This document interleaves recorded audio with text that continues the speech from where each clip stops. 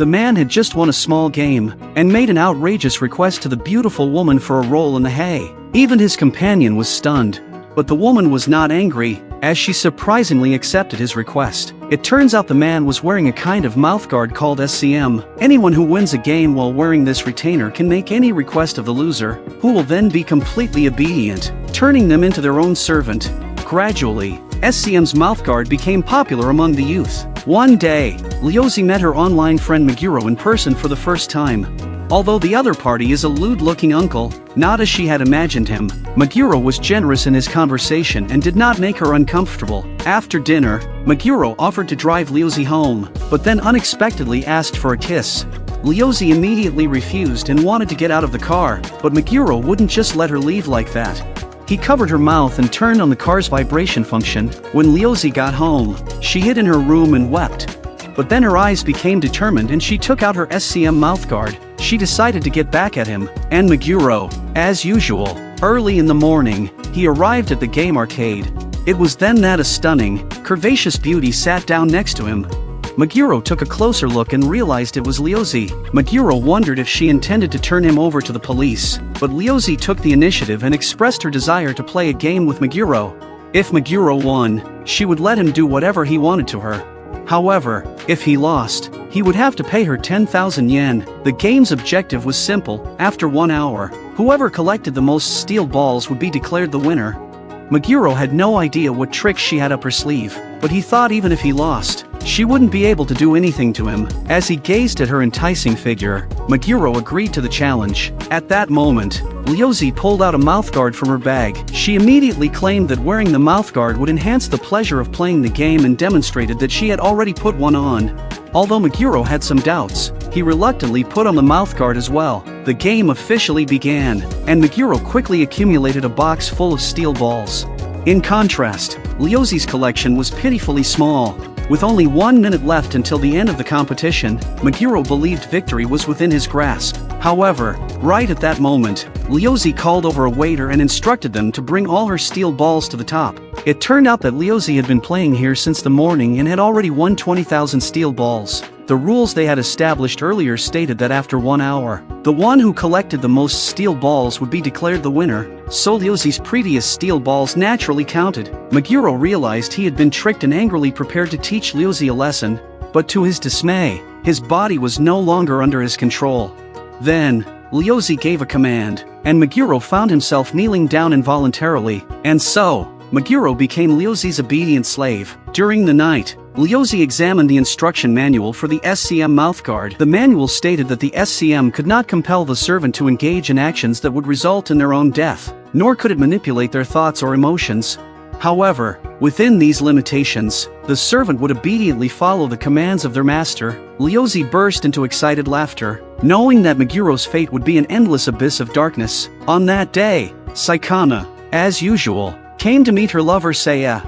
However, she didn't expect that Seiya had plans to use the SCM mouthguard to control her. Seiya proposed a game of rock-paper-scissors as a way to compete with Saikana and instructed her to intentionally lose to him.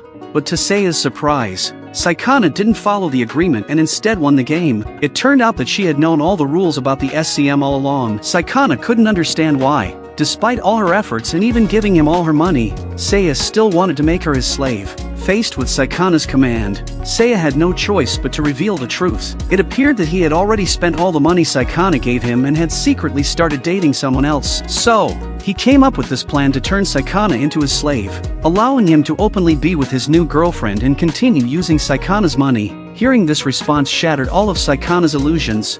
She had worked multiple jobs just to earn money for Seiya. Determined to punish him, Saikana decided that she wouldn't let him off easily.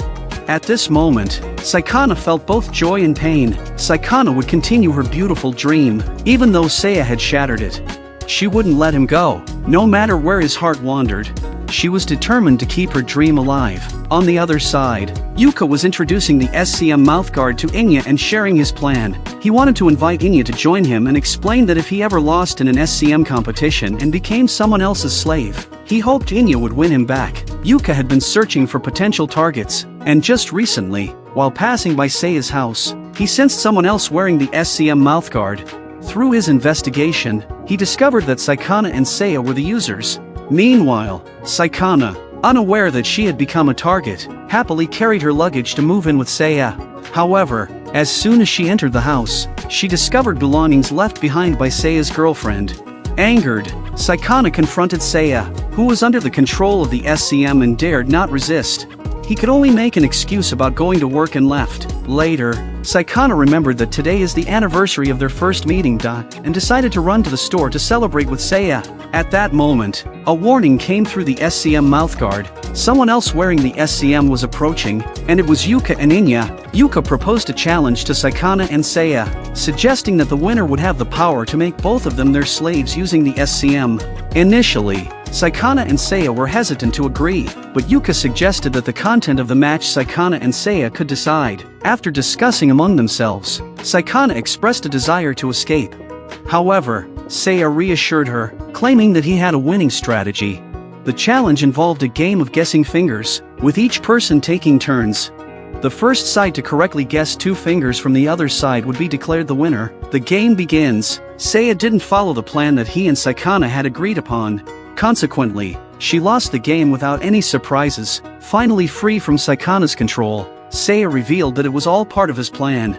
Despite living off Saikana's money, he was not happy. One day, while drunk on the streets, he encountered Juria, the girl who truly captured his heart. Seiya desired a happy life with her and devised a plan to use the SCM to control Saikana. By turning Saikana into his slave, he would have a constant source of money to spend while enjoying a fulfilling relationship with Juria. However, the outcome took an unexpected turn. Saikana managed to turn the tables on Seiya, making him her slave instead. She commanded him to drive Juria away and dispose of anything related to her. Although Seiya momentarily harbored thoughts of killing Saikana, he was hindered by the control of the SCM, rendering him powerless. Until the arrival of Yuka and Inya, Seiya saw an opportunity. He had grown tired of Saikana and would rather become the slave of the stranger before him than continue to serve her. That's why he lost the match on purpose, so Yuka had his first slaves, but Yuka didn't give them a hard time. Instead, he allowed them to continue their previous lives and forbade them from participating in any SCM-related competitions. After calming down, Seiya felt bad for hitting Saikana. He found himself contemplating on a rooftop, lost in thought. Suddenly, a woman approached from behind. It was Juria, the one he had driven away and who had disappeared from his life. Seeing his long-desired girlfriend standing before him, Seiya was overcome with excitement. He eagerly questioned Juria about where she had been all this time and promised never to let her leave again. Unbeknownst to Seiya, Juria had experienced her own trials during her absence. Furthermore, he was unaware that he had unknowingly fallen into another entangled situation. The anime is called Doraiku and the plot is a bit chaotic. I am slowly organizing it, so if you like it, please give my video a thumbs up.